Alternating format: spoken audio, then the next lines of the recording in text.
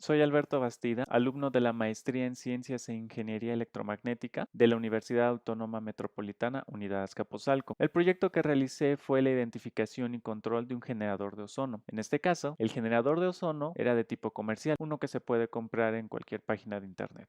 El esquema de control que yo propuse es el que se encuentra en este cuadro rojo. En él se puede observar que hay un controlador, un actuador, el generador de ozono, y un sensor. Con el sensor yo soy capaz de conocer la concentración de ozono en tiempo real. Con el actuador yo soy capaz de modificar la dinámica que tiene el ozonizador. Con ayuda de estos dos soy capaz de realizar una retroalimentación en lazo cerrado en base a una referencia, claramente una referencia que el sistema físicamente puede llegar a alcanzar. Para poder calcular el controlador necesité del actuador y del sensor. La generación de ozono es bastante compleja, así que decidí identificar el sistema entrada-salida, una función de transferencia con la que yo pude calcular el controlador.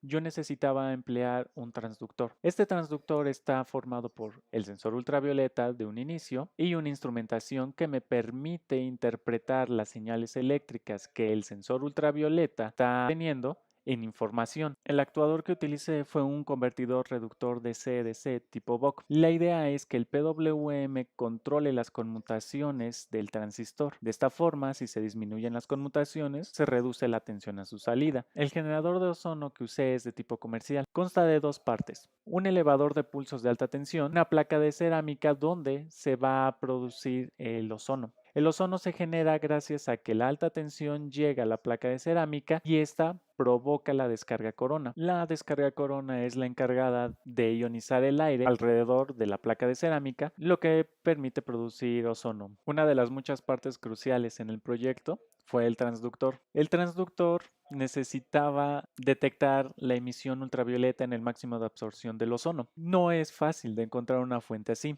Una de las opciones que tuve fue emplear una lámpara de vapor de mercurio, de las que antes existían en la vía pública. La lámpara de vapor de mercurio tiene una mezcla, un polvo de tierras raras, que cuando recibe la radiación ultravioleta brilla en un tono rojo. El vidrio que tiene la lámpara es lo que evita que la radiación ultravioleta del interior nos lastime a nosotros. Para calcular la concentración de ozono, utilicé la ley de Beer-Lambert y me basé en la NOM 036 Semarnat de 1993, es la referencia que hay en México. Encontré una expresión en la que ya se relaciona la absorción con la temperatura y presión. Algo muy importante es que en esta NOM se encuentra un coeficiente de absorción al que yo estoy marcando como alfa, vital porque es específico para la longitud de onda del máximo de absorción del ozono. Empleé una celda de absorción de cuarzo. Estoy tomando en cuenta una idea como en las básculas. Las básculas tienen un botón que te permite tarar el peso del objeto que va a contener al elemento.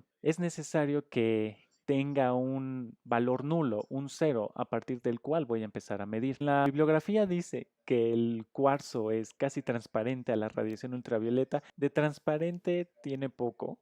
Hay una cierta cantidad de radiación que entraba a la celda y a su salida era un valor menor. Así que es necesario que encontrara un valor.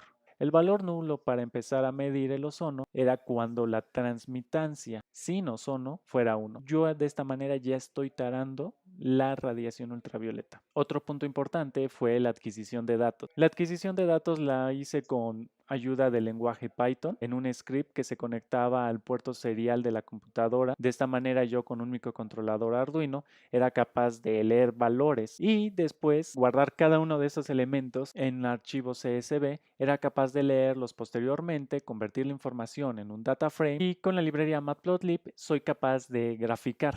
El cuadro de color azul está representando la respuesta que tiene la fuente de emisión ultravioleta de una lámpara de mercurio. La siguiente es la respuesta que tiene otra lámpara de mercurio de características bastante distintas. Las dos gráficas de arriba están a 500 milisegundos, es decir, el tiempo de muestreo, y la de abajo a 200 milisegundos. Con ayuda del actuador yo generaba una entrada escalón y a su salida, bueno, el transductor es el que se encargaba de ver la concentración de ozono. El ruido existía cada vez que yo reducía el ciclo de trabajo. Este ruido debe a las conmutaciones del propio PWM, así que la alternativa que tuve fue utilizar la transformada de Fourier, reconstruir la transformada eliminando todas las frecuencias que yo no quería.